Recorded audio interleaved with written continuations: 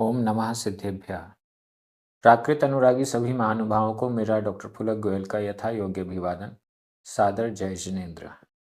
प्राकृत diploma course के अंतर्गत पाठ्य पुस्तक प्राकृत गद्य पद्य सौरभ भाग 2 का अध्ययन चल रहा है। इसका दूसरा पाठ गौड़ वहो, जो कि महाकवि वाक्पति राज के द्वारा रचित है। इसमें से चयनित गाथाएं 22 यहाँ पर उपस्थित हैं। 12 गाथाओं का अध्ययन हम कर चुके थे। आज 2 गाथाएं क्रमशः 13 और 14 नंबर का अध्ययन किया जाएगा।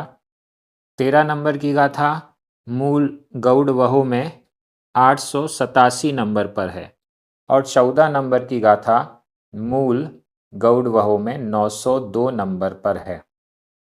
गुण और दोष से संबंधित बहुत अच्छे सुभाषित इन दोनों गाथाओं से हमें प्राप्त होने वाले हैं। चलिए प्रारंभ करते हैं।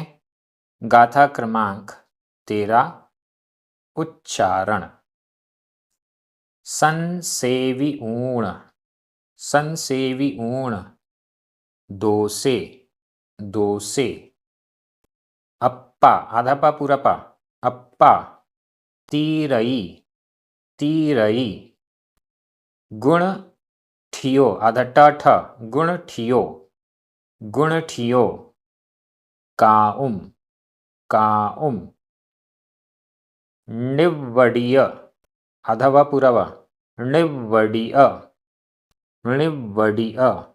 गुणाण, गुणाण, निव्वडीय गुणाण, निव्वडीय गुणाण। पुणो, पुणो। दोसेषु, दोसेषु। मयि, मयि।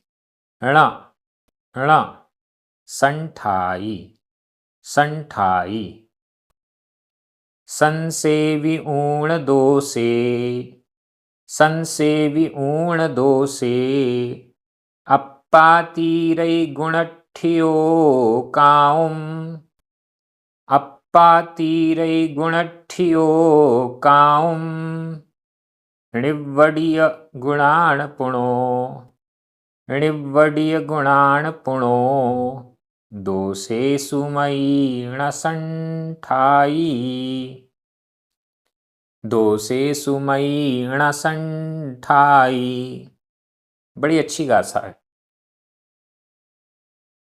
संसेवी ऊण, सन अच्छे से, सम अच्छे से, सेवी ऊण सेवन करके, अच्छे से सेवन करके।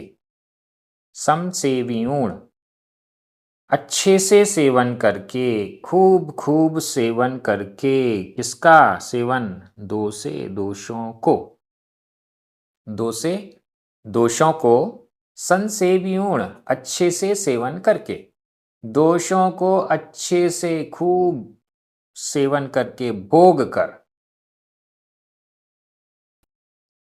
दोषों को भोग भोग कर, दोषों को कर करके, कर करके, अच्छे से सेवन करके। दोषों को, कोई भी बुराई है, दोष है, उनका अच्छे से सेवन करके भी। अप्पा, आत्मा, यानी हम स्वयं। अप्पा, आत्मा। अप्पा, आत्मा। दो से दोषों को संसेव्यूण सेवन करके भी, बहुत सेवन करके भी, तीरई समर्थ होती है। काउम, गुणठियो काउम, काउम करने के लिए तीरई, काउम ठीक तीरई, काउम करने के लिए तीरई समर्थ होती है, करने के लिए समर्थ होती है। काउम करने के लिए, ये हो गया हेत्वर्थक कृदंत, हेतु के अर्थ वाला कृदंत। अब हेतु के अर्थ वाले कृदंत के साथ में समर्थ होता है, इस अर्थ के लिए क्रिया आ रही है तीर, तीरई समर्थ होता है। काउम तीरई करने के लिए समर्थ होता है। फिर भी दोषों को कर करके, दोषों को भोग भोग कर भी, अप्पा आत्मा गुणठियो काउम तीरई, गुणठियो गुण में स्थित, गुणठियो गुण में स्थित होना, काउम होने के लिए, गुण स्थित करने के लिए, तीरई समर्थ होता है। बहुत दोष कर रहे हैं, बहुत दोष कर रहे हैं, फिर भी दोषों को कर करके भी आत्मा कभी ना कभी तो गुणठियो, गुण में स्थित काम करने के लिए तीरई समर्थ होती है। मतलब दोष करने के बाद भी, बहुत दोष करने के बाद भी आत्मा गुण की ओर जाती है, जा सकती है। मनाही नहीं है। कोई दोष कर रहा है, बहुत दोष कर रहा है, तो जिंदगी में कभी भी वो गुणों की ओर नहीं जाएगा, ऐसा नहीं।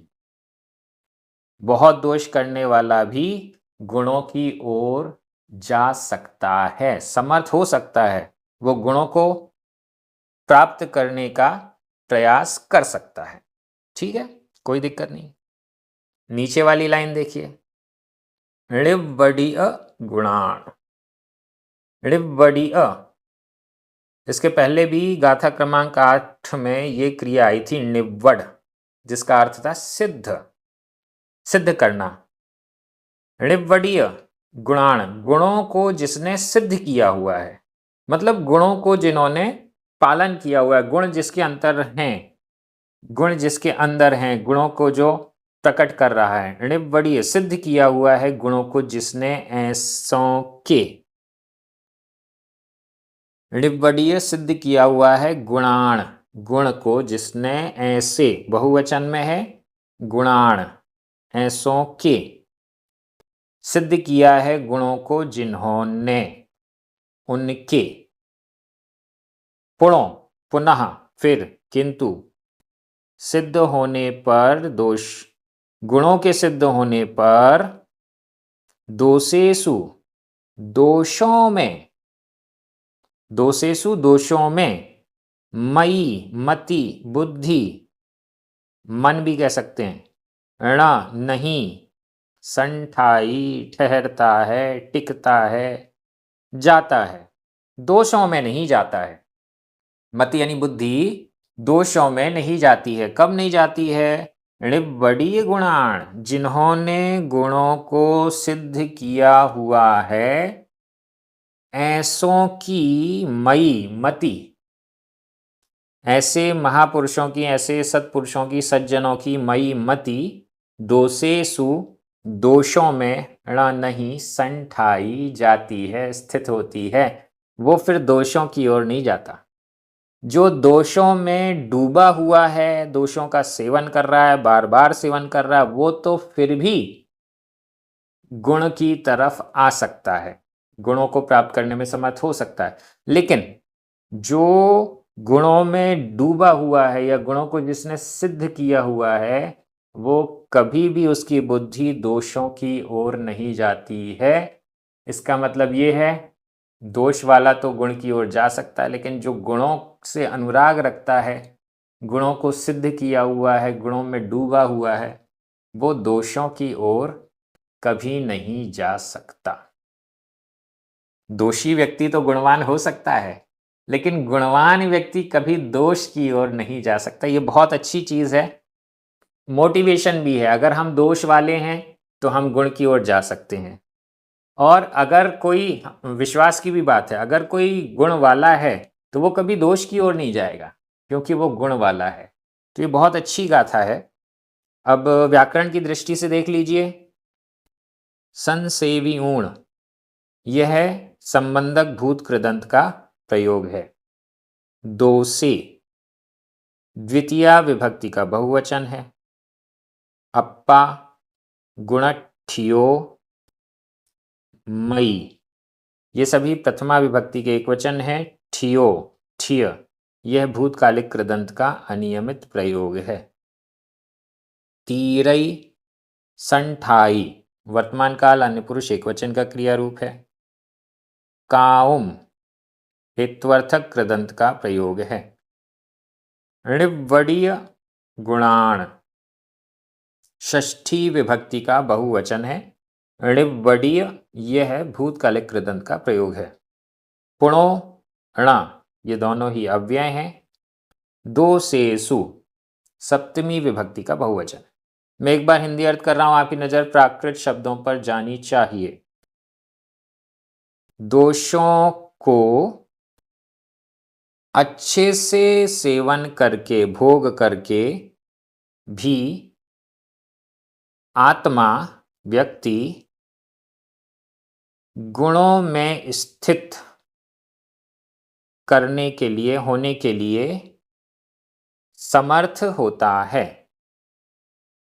लेकिन गुणों को जिसने सिद्ध किया है, उनकी मति दोषों में नहीं रहती है।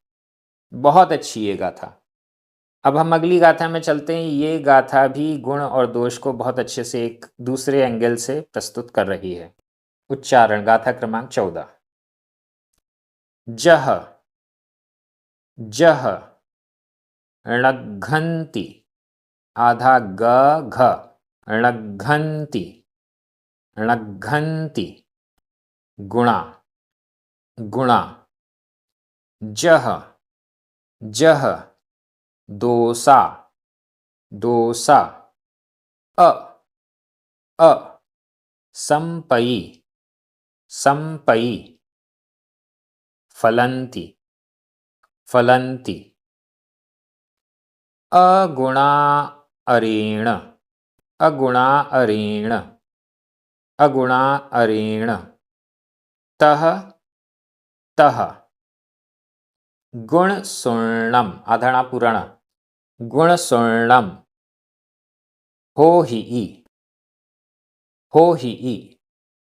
जअम जअम पी पी, जअम पी, जह जह णघन्ति गुणा जह जह णघन्ति गुणा, जह जह दोषा असंपयि फलन्ति, जह जह दोषा असंपयि फलन्ति, अगुणा अरेण तः तः अगुणा अरेण तः तः, गुणसूर्णम हो हि जअम्पि गुणसूर्णम हो हि जअम्पि।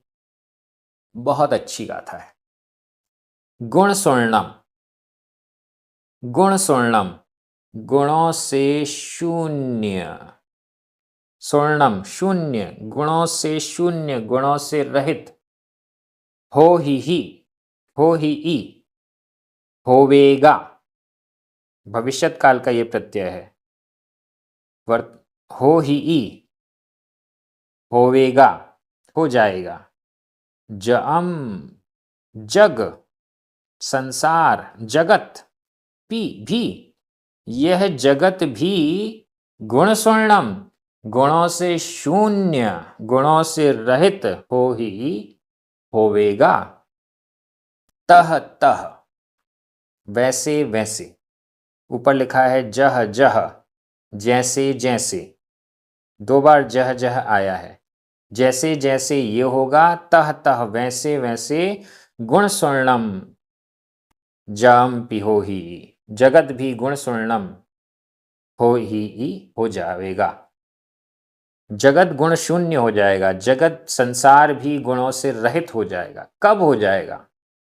जह जह, जैसे जैसे, चलिए ऊपर चलिए, जह जह जैसे जैसे, णघन्ति, यहां संधि विच्छेद कर लें, ण प्लस अघन्ति, ण में छोटा आ, अघन्ति का आ, ये दोनों छोटे आ मिलकर बड़ा आ हुआ, लेकिन आधा गा और घा ये संयुक्त अक्षर है, और संयुक्त अक्षर से पहले जो दीर्घ स्वर है वो भी ह्रस्व हो जाता है, वापस छोटा हो गया। ण अघन्ति, णघन्ति, ण यानी नहीं, अघन्ति शोभायमान होते हैं, मूल्यवान होते हैं। जह जह जैसे जैसे, शोभायमान नहीं होते हैं, मूल्यवान नहीं होते हैं। कौन? गुणा, गुण। जह जह जैसे जैसे, गुणा गुण, ण नहीं, अघन्ति शोभायमान होते हैं या मूल्यवान होते हैं, जैसे जैसे गुणों की वैल्यू घटती है। ये हम समझ लें, जैसे जैसे गुणों का वैल्यूएशन घटता है, गुणों की कीमत नहीं रहती, गुणों को कोई पूछता नहीं, गुणवानों को कोई पूछता नहीं, ऐसी कंडीशन। जह जह जैसे जैसे, ण नहीं, गुणा गुण, अघंती शोभायमान होते हैं। जह जह जैसे जैसे, दोषा दोष, यानी और जह जह जैसे जैसे, दोषा दोष, संपई, संपई का अर्थ है संप्रति, संप्रति यानी इस समय, संप्रति वर्तमान में, संपई संप्रति वर्तमान में, इस समय, जह जह जैसे जैसे, गुणा गुण, ण नहीं, अघंती शोभायमान होते हैं। और जह जह जैसे जैसे, दोषा दोष, फलंती फलते हैं, फैलते हैं, फूलते हैं। वैसे वैसे, तह वैसे वैसे, जाम्पी जगत भी, गुण सुन्नम गुण से शून्य हो जावेगा। किस कारण से हो जाएगा? कारण तो रह गया, अगुणा अरेण, यहां संधि विच्छेद कर लें। अगुण, णा में छोटा आ अरेण, बड़ा आ, छोटा आ और बड़ा आ मिलकर बड़ा आ हो गया। अगुण आ अरेण, अगुण आ अरेण, अगुण आर आदर, अगुण का आदर होने से, गुण का आदर नहीं होने से, गुण आ अरेण, गुण का आदर होने से, अगुण आ अरेण, गुण का आदर नहीं होने से, गुणों का आदर सम्मान नहीं होने से, जम्पी जगत भी गुण सुन्नम गुणों से शून्य हो जावेगा। जैसे जैसे संपई वर्तमान समय में या इस समय में, जह जह जैसे जैसे, गुणा गुण, ण नहीं, अघंती मूल्यवान रह जाते हैं, शोभायमान नहीं होते हैं, लोगों को गुण अच्छे नहीं लगते। और जह जह जैसे जैसे, दोषा दोष, फलंती फलते फूलते फैलते हैं। तह तह वैसे वैसे, अगुण अरेण, गुणों का आदर न होने से, जम्पी जगत भी, गुण सुन्नम गुण से शून्य हो जावेगा। यहाँ अघंती और फलंती वैसे तो वर्तमान काल में है, लेकिन ये कंडीशनल सेंटेंस है और इसमें हो ही लास्ट में भविष्यत काल का आया है, इसलिए अघंती और फलंती का अर्थ भी भविष्यत काल में होगा।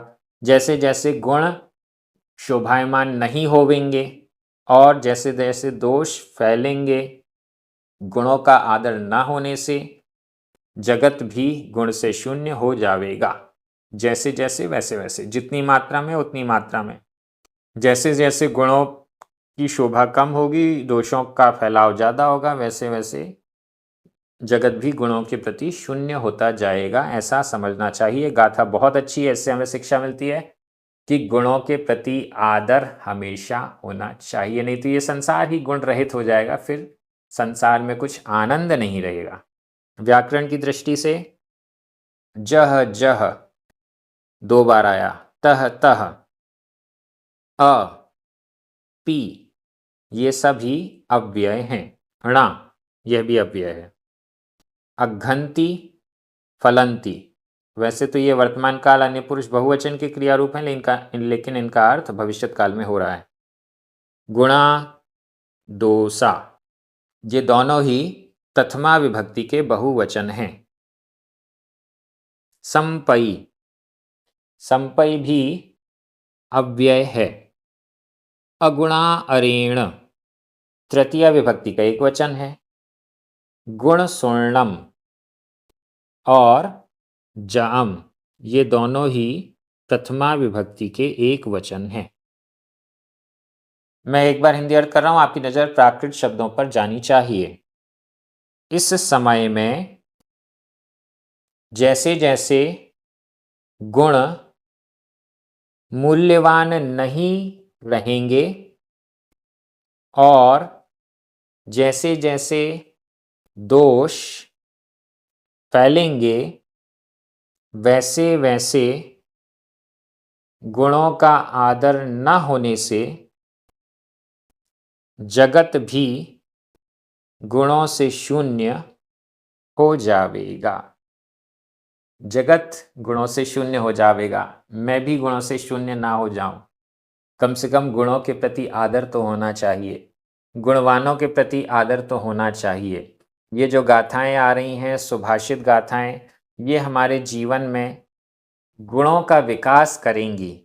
इनका अध्ययन करने से पुरानी जो भारतीय संस्कृति है, भारतीय विचार है, वो हमारे सामने प्रकट हो रहे हैं। प्राकृत भाषा के ग्रंथों का अध्ययन करने से ये बहुत बड़ी उपलब्धि हमें मिल सकती है।